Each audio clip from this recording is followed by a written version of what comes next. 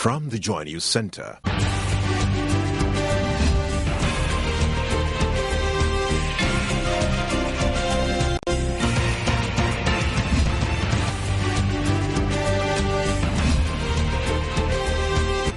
This is News at 8.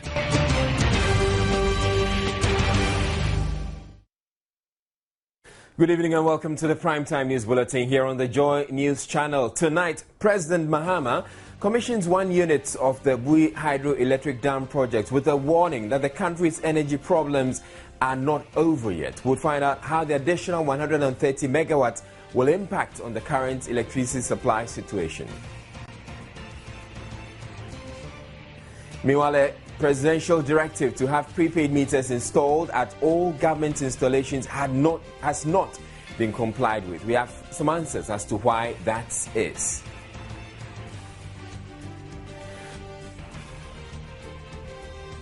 "200 houses have been burnt in yet another fire at Accra's biggest slum, Sodom and Gomorrah. Executive Secretary of Narcotics Control Board proposes a more aggressive confiscation of the assets of drug barons will be a more efficient way of tackling the drug menace. And MPs have voiced the opposition to calls for their placement on the single spine salary structure. We'll examine the feasibility of the proposal. All these plus sports, business and showbiz coming up in the next hour. News at 8 with Israel Lai.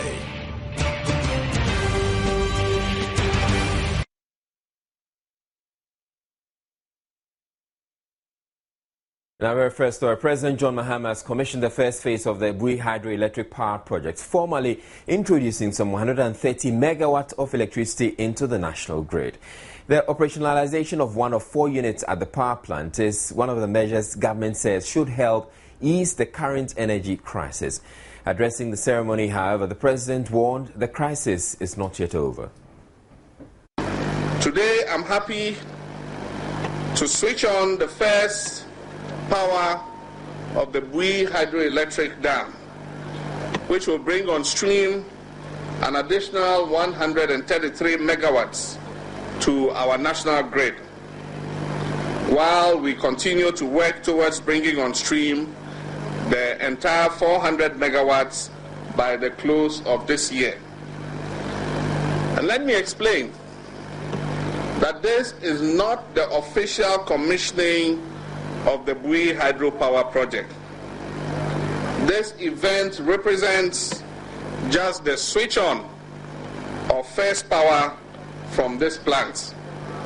The official commissioning of the Bui power project will take place sometime before the end of this year. Ladies and gentlemen, while the completion of the Bui project is a very good reason to rejoice, it does not suggest an end to our energy challenges. We still have a lot of work to do in the short, medium, and long term in order to completely arrest the problems and eliminate the impediments in supply of electricity to our people. Ghana's current energy challenges are as a direct result of an expansion in the economy and growing demand by our population for power. My current goal is therefore to work towards more than doubling our installed generation capacity to 5,000 megawatts by the year 2016. Ladies and gentlemen, from the work that we started in 2009, I am happy to note that our current installed generation capacity has increased from 1,810 megawatts to 2,576 megawatts. We're joined on the line now by the Director of Operations at the Electricity Company of Ghana, Tete Ukan, to tell us how the additional megawatts from Bui will help the power situation. Good evening to you, Mr. Tete Ukan, and thank you for joining us. Good evening. Now, when can we expect to feel the impact of the additional megawatts from Bui? Well, as you know, we know what the deficit was, what has come in. So it has helped to at least mitigate what is going on. So you realize that the intensity of the load shedding is not like as it was at first. But the other side, which we should also note, is that on year basis, the load increases. But with the load shedding, we cannot tell the exact quantum which has come in this year. But relatively, you realize that the load shedding the impact has reduced as compared to last month.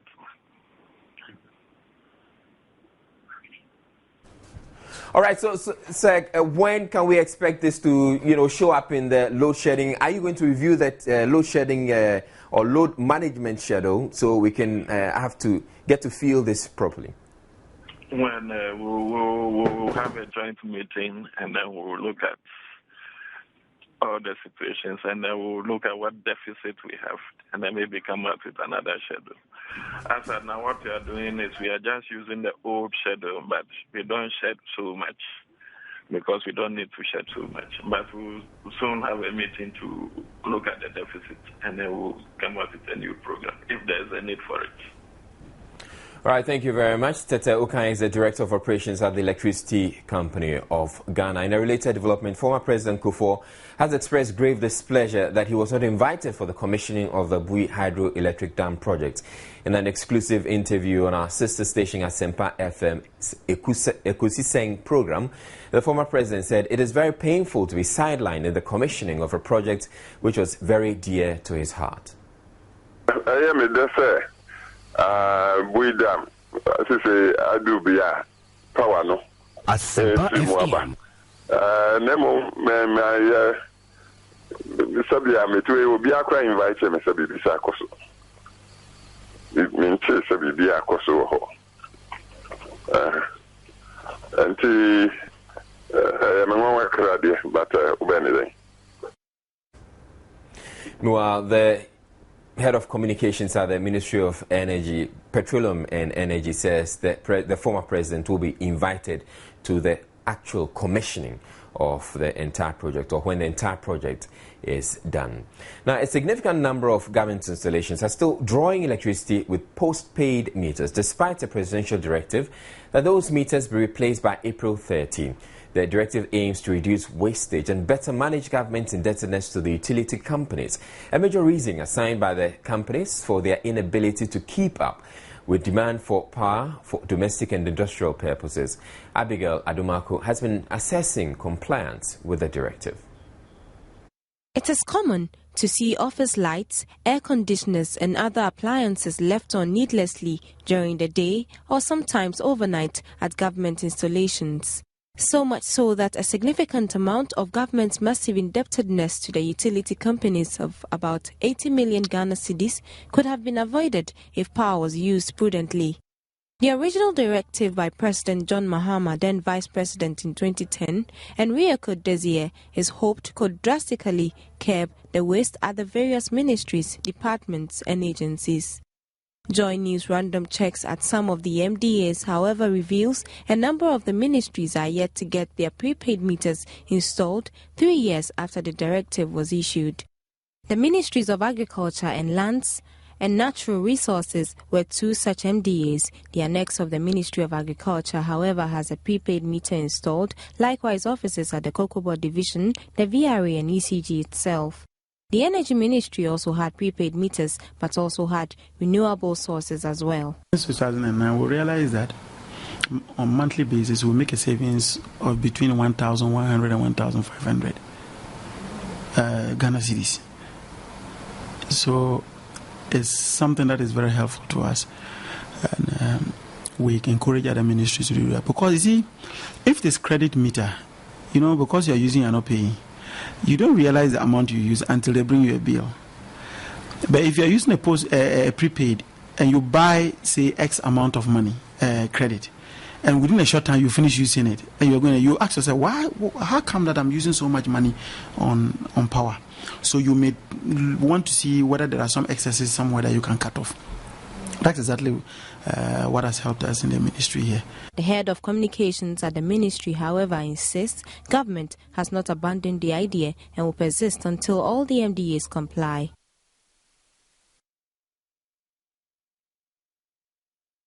Meanwhile, the Electricity Company of Ghana has acknowledged it could not meet the April 30 deadline.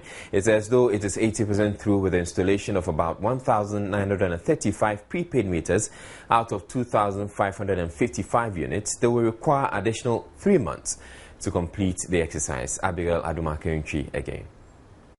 Acting Director of Customer Service at the Electricity Company of Ghana, Arthur Forson, says they have installed prepaid meters in about 80% of the MDA's offices. Before the order came that we should even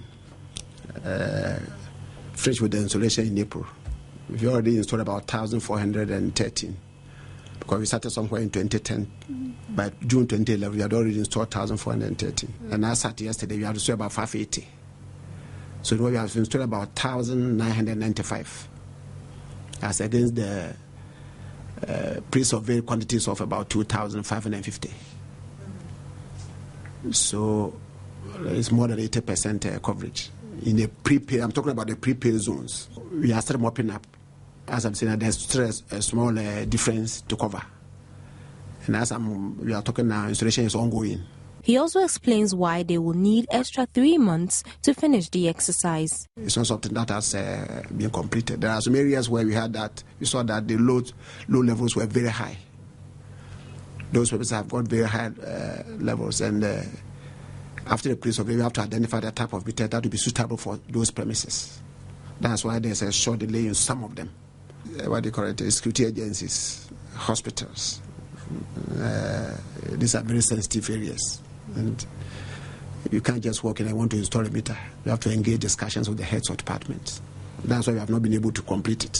Most of them are in these particular areas. And what we have decided to do is to engage discussions with them, get a day with them, meet the heads of department, put up a program which will suit their operations as well. You can't just move to Colombo and say, now you are coming to put prepaid there. You have to discuss with them and you agree on a timetable. Installation of prepaid meters is ongoing across the country, but the question now is that, will Ghana ever move away from postpaid meters? Abigail Admakwenchi for Joy News. New president of the Ghana Journalists Association, Afil, has urged the media to discharge their duties with professional competence in order not to fuel unnecessary tension in the country. According to Afil, who was officially inaugurated today, the power the media wields is so enormous it can descend the country into chaos if not guided by ethics and responsibility. The way we package issues or our stories go a long way to define the level of tensions or the level to which tensions can be diffused in this country. It is not enough to amplify or multiply happiness in society or what people say. We are trained to package information in such a way so as not to ignite tensions, high voltage tensions, especially at this time when our nation is going through a lot of challenges. The number one thing we frown upon is pressures or gagging from outside. But we need to leverage this freedom with responsibility, because freedom without responsibility is a recipe for chaos. Afil also indicated the GJA under his leadership will work to ensure that the rights of journalists are not abused. We have a constitutional and moral obligation to rally to the defense of any journalist who is molested, mistreated or attacked in the line of duty, and will not deviate from this constitutional mandate. But at the same time, we need to send strong signals to perpetrators of violence against journalists that we have a weapon which is mightier than the sword, because it is that information and the structures which disseminate information are the most powerful weapon on this earth. So we don't want to be pushed into unleashing the force we wield or the power we wield. We believe in partnership, we believe in reciprocal respect. He revealed a meeting between leadership of the armed forces and GJA scheduled last Monday had to be postponed because the chief of staff travelled to Ethiopia. We are human, and we also believe in Alexander Pope's philosophy that to err is human and to forgive divine. We have put on a forgiving disposition, but at the same time, we don't think anybody should take the law into his own hands without the law biting hard on the perpetrators of violence. So At the same time, whilst we accept the apology, we'll push for the due compensation for the victims of this crime. He said though the GJA is concerned about the performance of some sections of the media has generally been a success this past year. Meanwhile, we have been speaking to some key media personalities on today's commemoration of World Press Freedom Day.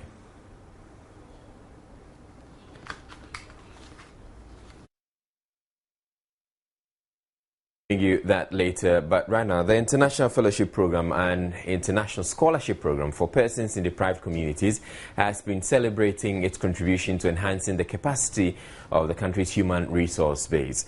Despite the strong temptation for beneficiaries of such international programs to remain domiciled in the countries where they go for further studies, the IFP, which is sponsored by the Ford Foundation, says nearly 70% of its scholars have returned to Ghana.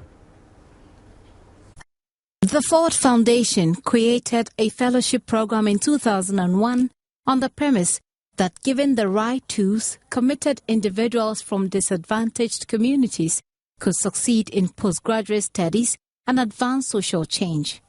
It awarded a single grant of $280 million over 10 years to launch the program and pledged an additional $75 million in addition in 2006. By the end of 2010, IFP had selected over 4,300 fellows from marginalized communities to go for postgraduate studies in 22 countries. The IFP, which is closing shop after some 12 years of awarding scholarships, says the rate of return amongst beneficiaries has been very encouraging. Worldwide, we've selected over 4,400 fellows across Latin America, Africa, Asia, and all over. And we narrow it down. Africa, 1,450. West Africa, we're looking at 374. In Ghana, 108. The important thing is these are people who have returned. We have 67% of about 108 selected in Ghana who are back in the country, and they are actually in their respective communities. The beauty for us is that most of them went back to where they were recruited from, small villages and towns. Some are in the cities, of course. We have our great extension officers. For us, it's about capacity building for development. Unfortunately, with a heavy heart, we have to end the program, but we're hopeful that some other stakeholders will take up the project so we can continue in one form or the other. The Director of Tertiary Education, Donante, at the closing ceremony entreated the alumni to impact society with what they have learned. We return to our earlier story on World Press Freedom Day, which falls today, and to the views of some key media personalities. See other expressions that suggest that media freedoms are being eroded. Recently, and quite disturbingly, what we found was the assault on journalists by the military. But more importantly and more consistently, we see a co-optation of the media space by political interests, a co-optation of the media space by business interests. We see journalists divided along political lines and a certain amount of soft control. It's no longer control as we know it, where journalists are thrown in jail or put before the courts. They are just being slowly co-opted. That's one. Secondly, we see the space, the radio space itself, being sort of crowded, or people, ordinary people being crowded out of the radio space because you have serial callers.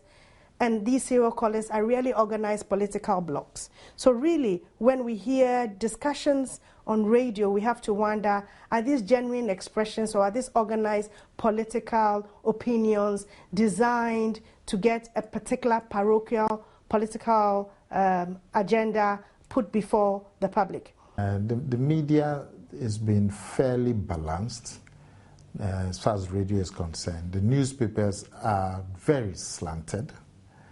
The what has given oxygen to these slanted newspapers is the phenomenon which we call the newspaper review. So people publish some 500 copies of a newspaper, which really would not make you any money. But they get mileage because the messages in the newspaper, especially at the front pages, are carried by radio stations, which use them in their political discussions. And because the political discussions are so popular, then most of the political class and the huge chunk of Ghanaians are hooked onto radio stations in the morning because of the political discussions. And the meat for the political discussions is the newspaper headlines. So it gives these partisan newspapers some lifeline. And it's a phenomenon that is interesting, and we are living with it. In terms of the hardware of the media, I would say we've come far. But it's the content that still, for me, remains something of a problem, because we don't seem to have moved in tandem with the hardware in terms of the content. By content, I mean what we give our readers, our listeners, and so on. Standards have fallen so much. Ethics have also been thrown out of the window. And so the Ghanaian media has been, so far, by and large, a mixed bag of achievements. You're watching the Primetime News on the Joy News channel. We're taking a break. We'll be back with more stories on the way.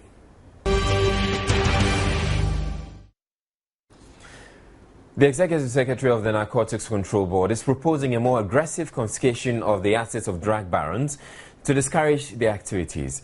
He believes that will be a more efficient way to deal with the country's drug menace. Speaking at the launch of an initiative to enhance collaboration amongst the security agencies in tackling organized crime, Akresi Sapong said arresting drug addicts punishes the victims of society's shortcomings.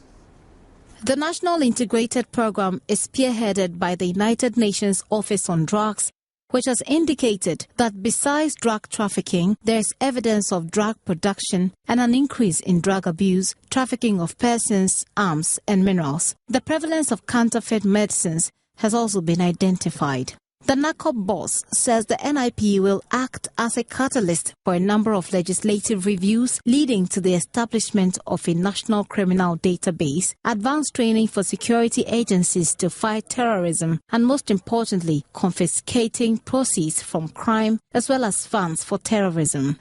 It is to fight impunity, which the chairman talked about. When you don't take off their proceeds, you just imprison them. They're enjoying the prison. They can have 5 meals a day in prison and sleep outside prison, you know, and they can do anything they want to do. But when you take away their proceeds, the proceeds of crime, then it begins to hurt them. It specifically aims at supporting the development and implementation of an effective national action plan on drug demand reduction, including HIV prevention within vulnerable groups. This is very, very important, because if we pay too much attention on just arresting criminals and we forget the health and human development. For us in NACOP, drug addiction is not a crime. Those who are drug addicts have a human right. The state has slept on its rights and allowed drugs to get into this country over the years, and people have become addicted to it. Now that they are addicted, it is important for us to put in place a program that deals with their health as a human, and a human development as a rule of law and a human rights issue. And the fact that NIP was adopted by cabinet means that we have moved in a new dimension, in a new direction in dealing and fighting with crime and drugs. Vice President Kwesi Amissah-Arthur said the risk posed to an already vulnerable continent would be devastating if action is not taken now. In a number of cases, the value of the goods being trafficked is larger than the size of the local economy. The NIP addresses problems related to the management of intelligence, effectiveness, and coordination among law enforcement agencies.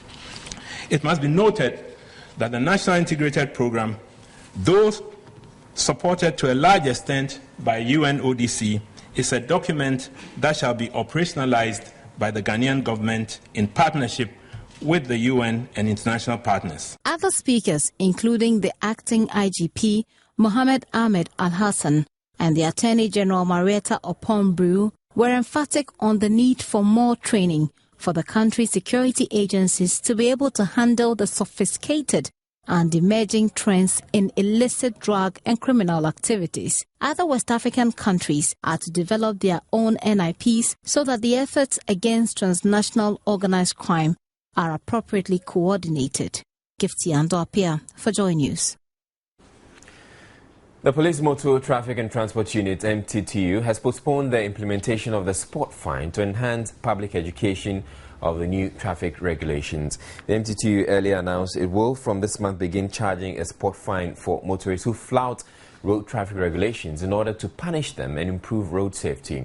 But MTTU Commander ACP Angwobtoge Awuni explains the postponement has been necessitated by calls from stakeholders to ensure enough public awareness before implementation begins. According to him, between May and July, the police, in collaboration with the Ghana Private Road Transport Union, Ministry of Roads and Highways, Ministry of Transport, National Road Safety Commission, as well as the Driver and Vehicle Licensing Authority, will embark on a sensitization campaign to ensure the general public is adequately informed about the regulation. Subsequently, the police will begin a pilot program in Accra, Tema and Kumasi to ascertain the level of awareness and address any unforeseen problems before rolling out the spot fine nationwide. According to ACP Awuni, the specific date for a nationwide implementation of the new regulation will be difficult to state at this point. Over 200 structures have burned to ashes as fire once again swept through Old Fadama, also known as Sodom and Gomorrah here in Accra. Casualties have not yet been recorded, but eyewitnesses say 2 children were said to be locked up in one of the structures the fire gutted. The fire, according to eyewitnesses, started around 1 p.m. after power was restored to the area. Even though the cause of fire is yet to be ascertained, residents blame it on load shedding and called on the AMA to help structure the slum. 2 children have not yet been accounted for as at the time of filing this report. Started with 2 rooms with through electrical fault, but they don't have any problem. The problem was that there was no space for fire service to go through and quench the fire because of the nature of the rooms. And I learned one person to complain of his child, 2 people control of their children. They left them inside the room. So we don't know yet whether the fires have burned them or not. One cannot confirm unless maybe when the fire is down, then people will go in to see the actual. But another resident who asked for anonymity for fear of being attacked told Joy News the fire was caused by the negligence of a drug peddler who left the remainder of the piece of Indian hemp he was smoking on the bare floor covered with sawdust. Even though the fire service was there with 5 fire tenders, they were unable to bring the fire under control due to the lack of access roads to the scene. We are at the station, they call fire. So immediately we reach here, the place has engulfed. And one thing too, there's no access to penetrate to put the fire out. So that's the difficulty we face here as we are standing here now. You see this place, this is not the first time I've attended fire here. And it is very bad. There's no access. There's no access. That's the most dangerous thing. And the way they put the electricity is very dangerous. If you don't take that, you'll be electrocuted. And it is very bad. So the big men, I'm appealing to the big men. They should switch it. Men, women and children were seen running helter-skelter, trying to rescue what is left of personal effects.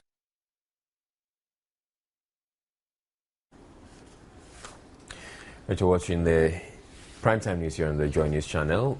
We have business news coming up. France has been chaotic in recent times, with labor unions, including essential service providers, resorting to strikes to press home their demand for wage increases. The situation, many believe, has not been helped by the payment of ex gratia to exiting MPs. At the time, government said it didn't have the resources to settle the agitating labor groups. This has fueled calls for all MPs and government appointees to be also placed on the single spine salary structure. But how realistic is this? Alil Arthur has more.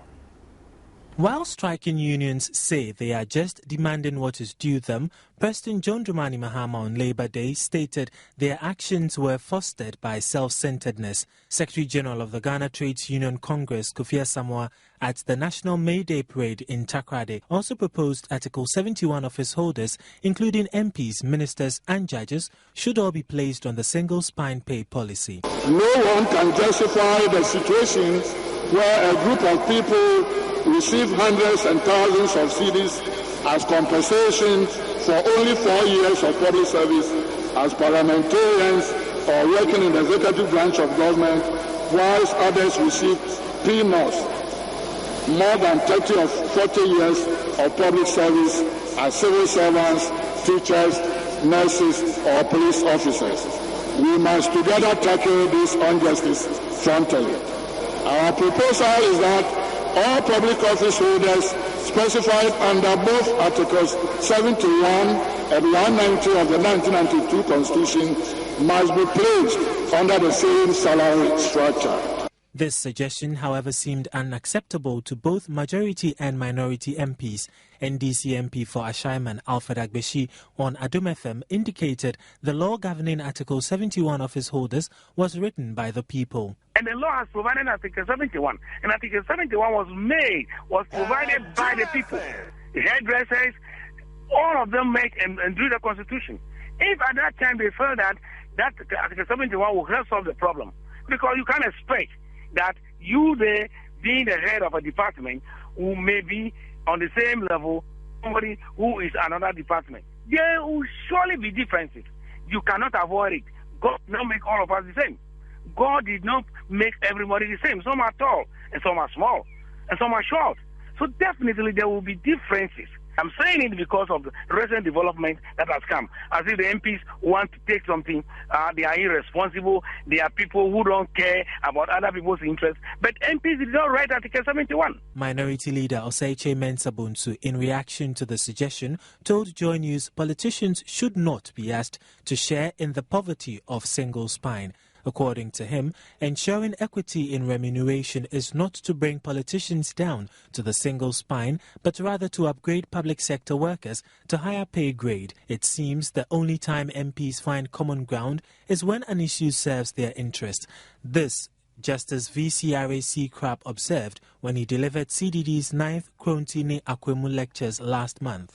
It appears to some of us that some of our members of parliament have entered into a convenient form of marriage by which the NDC and the NPP copulate by night and litigate by day. They discuss salaries and financial business behind closed doors and boycott the sittings of Parliament in broad daylight. The politicians say the suggestion to migrate them onto the single spine salary structure is born out of anger and frustration and should not be considered. Though politicians are not all amused by this proposal, Labour expert Austin Game says the proposal, which was first made about 3 years ago, is worth pursuing. According to Labour experts, recent Labour agitations are because state resources are not equitably distributed. All right, so let's get interactive, get onto our Facebook wall and give us your views about this particular story. What do you make of calls for MPs and other public office holders to be put on the single spine salary structure? Brian, although Labour expert Austin Game, he believes it is possible to draft ministers, MPs and other public office holders onto the single spine salary structure as suggested by the TUC General Secretary. He joins us on the line now to explain how this can be achieved. Good evening to you, Mr. Game. Now, the MPs and other Article 71 office holders belong to a special group whose emoluments are specially determined. So how do we migrate them onto the single spine salary structure? Thank you. I think that we must all be mindful of the environment in which we work. And the environment consists of many people. Indeed, I've been in Parliament before, I've been in the executive before. I can appreciate the difficulties my friends and colleagues are talking about because of the character and nature of the job they do and the demand on them by the same people in the society. But having said so, all salary structures all over the world hinges on a spine. It's just a style and the spine which is managed. So placing them on the single spine don't mean they should go and join the queue onto the same 25 level structure. There can be an extension of the structure, build a structure for them to be on it, because people will not be that. But the point is that, like I said, salary structures are all single spine, except that it has got different dimensions. And I think it is serve the interest of governments today, governments tomorrow, when we reduce this thing to the level that we cannot have unnecessary hiccups in the system. Meanwhile, we must all be mindful of the fact that it's a constitutional matter. Therefore, the proposal by the Constitutional Review Committee that there should be an amendment to pave the way that we must be mindful of that. If it can be done in isolation, fine. Otherwise, then we should hasten the constitutional changes we want to have so that they can have the opportunity to move on to the single spine, albeit onto a superstructure. Nobody will reduce their pay, but we may not have the situation of having on our hands, this influential business that promotes either some heated debate or jealousy or whatever it is. So let's just focus. They can be placed on the single spine, like I said, without much itch. Okay, right. Thank you very much. You heard Austin Game, labor expert. In other businesses, some young graduates from the Kwame Nkrumah University of Science and Technology, KNUST, and University of Mines and Technology, UMAT, TAKWA, have successfully come up with an innovative recharge card called One for All. The One for All recharge card allows phone users to top up credits on their phones without necessarily buying talk time directly from their native networks. Youth unemployment has been a challenge for the country for some time now, which has even given way to the formation of the Unemployed Graduates Association.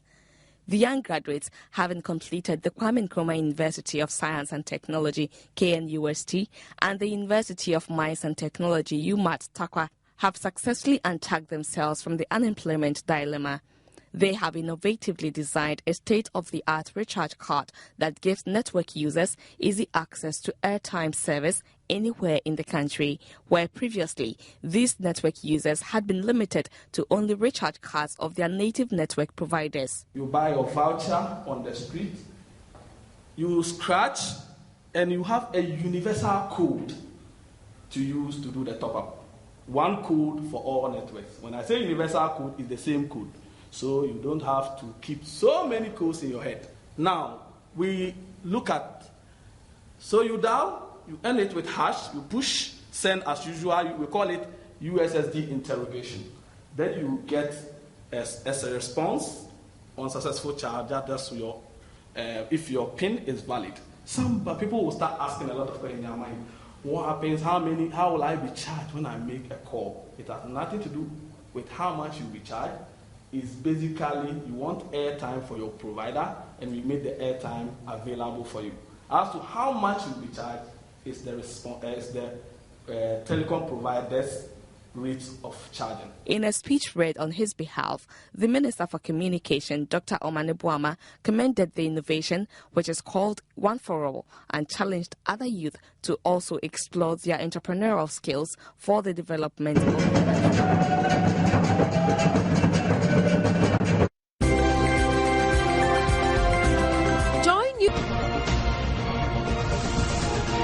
Sports is brought to you in association with. Time for the very latest in the world of sports, and let's do boxing. Tonight, all roads lead to the Crossport Stadium, where Ghana's Brian Makamoko, also known as Bukum Banka, will face Georgian George Tetvorashvili in a competitive international cruiserweight division title fight.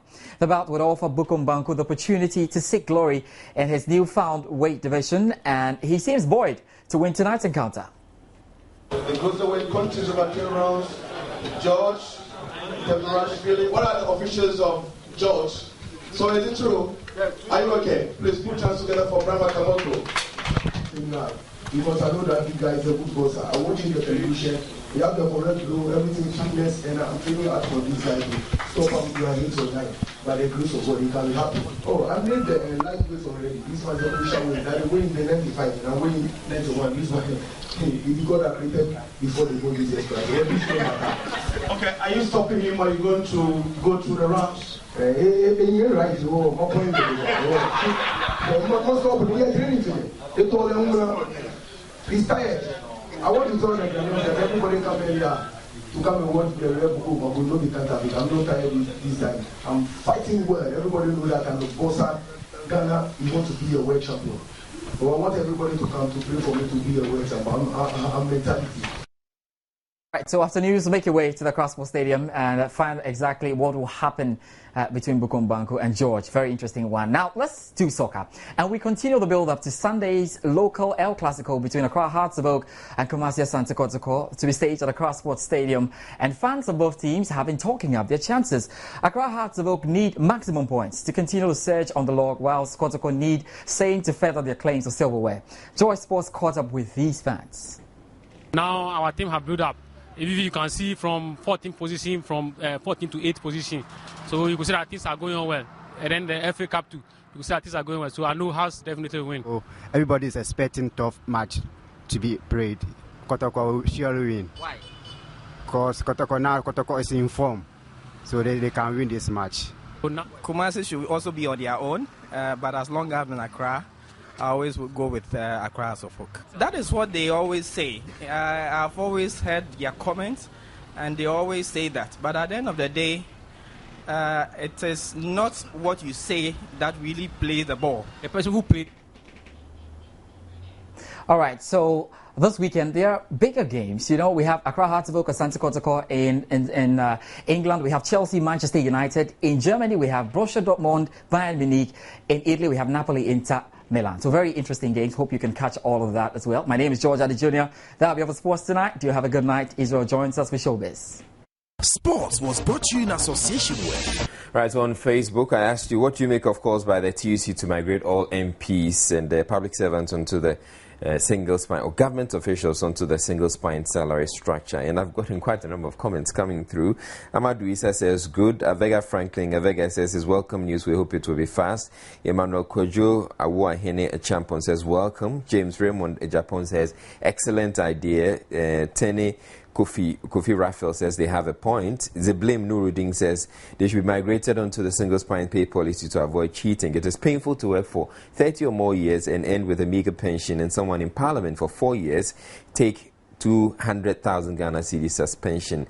Courage Alexis says it is a good idea. They have to be on the SSSS.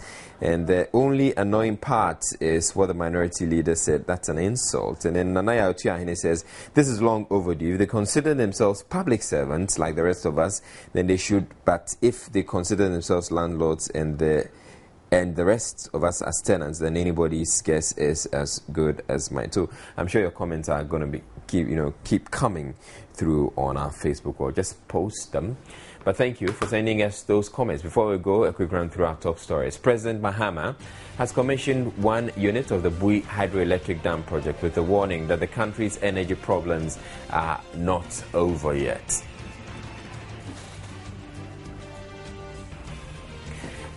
Meanwhile, a presidential directive to have prepaid meters installed at all government installations has not been complied with. 200 houses have been burnt in yet another fire at Accra's biggest slum, Sodom and Gomorrah. The Executive Secretary of the Narcotics Control Board is proposing a more aggressive confiscation of the assets of drug barons, as that would be a more efficient way of tackling the drug menace. And MPs, we have been looking at the proposal for MPs and other government officials to be put on the single spine salary structure. Labour expert Austin Game says it is possible. And that's it for the Bulletin. PM Express personality profile is up next. My name is Israel. Have a great weekend.